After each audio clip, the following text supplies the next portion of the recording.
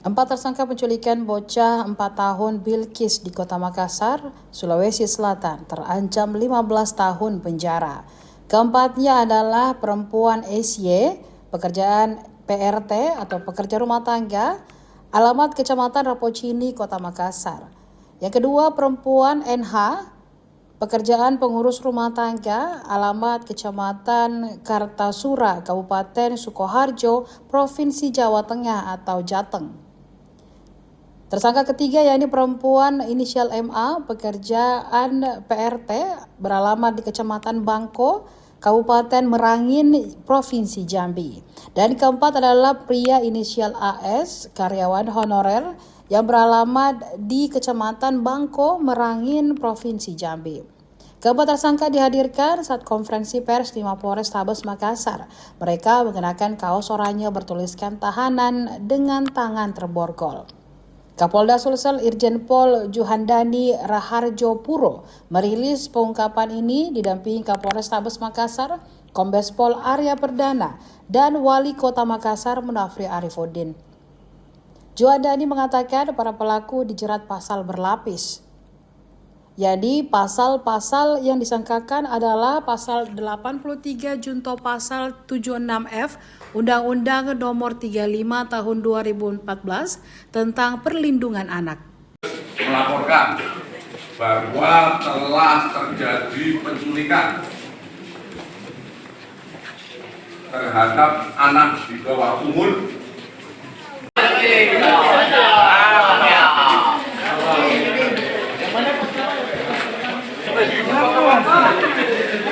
Balik dulu. Kasih dia bukannya. Dipukul ya. Bilang. Dan dipukul ya. Jangan kau balik tahu ada Balik dulu. Balik dulu. Bilang muka nu. Oh jangan tahu. Penyelidikan Polres Tabes sudah mengamankan 4 tersangka.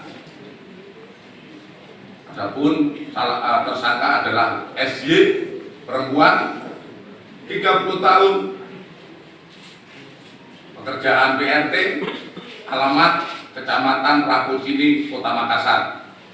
Kemudian tersangka kedua NH, perempuan 29 tahun, pekerjaan pengurus rumah tangga, alamat Kecamatan Kartasura, Kabupaten Sukoharjo, Provinsi Jateng. Kemudian yang ketiga MA, perempuan 42 tahun, pekerjaan PRT,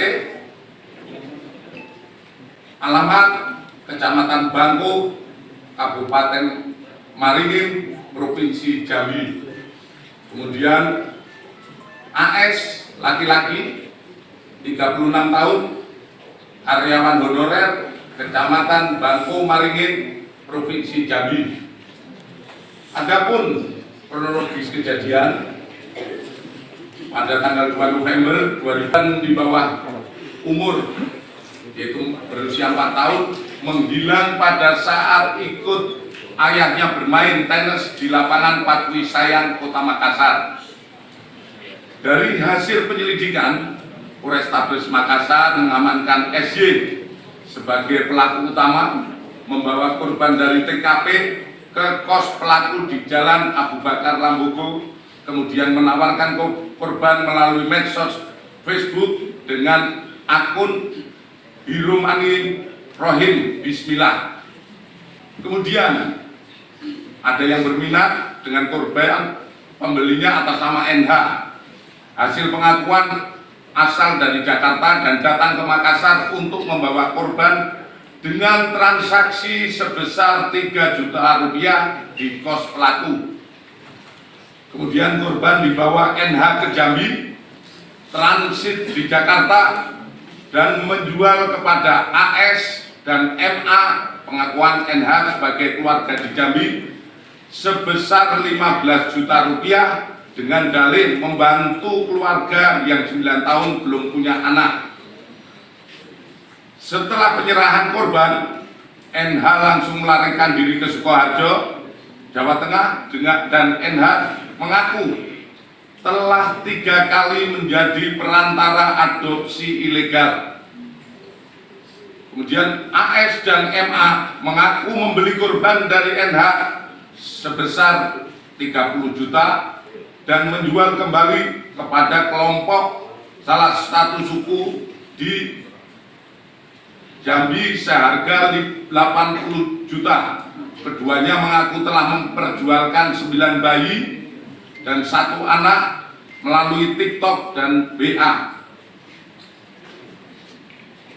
Tentu saja apa yang kita laksanakan pengungkapan ini, kami akan terus mengembangkan dan berkoordinasi dengan Bareskrim, terutama dengan Direktorat PPO PPA Bareskrim Polri dan Direktorat Tindak Pidana Umum Bareskrim Polri, karena juga untuk kita kembangkan apakah berkaitan dengan TKP yang selama ini terjadi.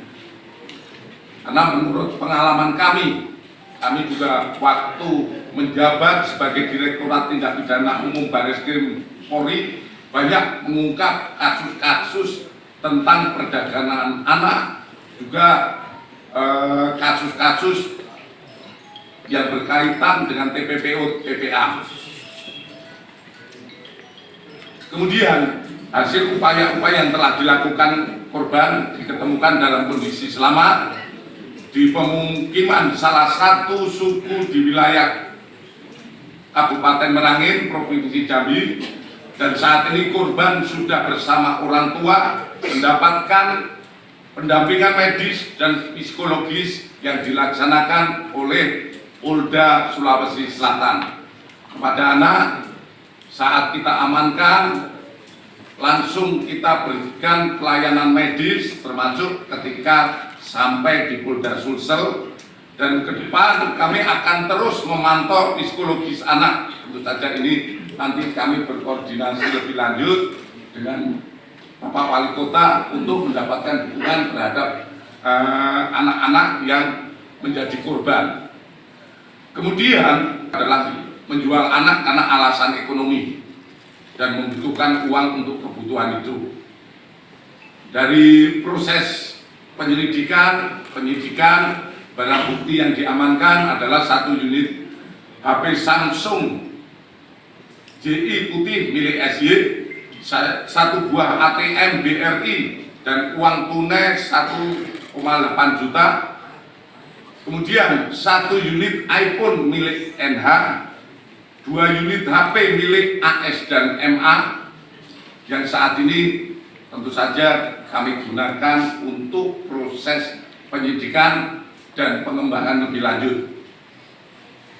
Adapun pasal-pasal yang disangkakan adalah pasal 83 Junto, pasal 76F Undang-Undang Nomor 35 Tahun 2014 tentang perlindungan anak, dan atau pasal 2 ayat 1-2 Junto, pasal 17 Undang-Undang Nomor 21 Tahun 2007 tentang pemberantasan tindak pidana perdagangan orang, di mana ancaman hukuman pidana penjara maksimal 15 tahun penjara. Untuk kasus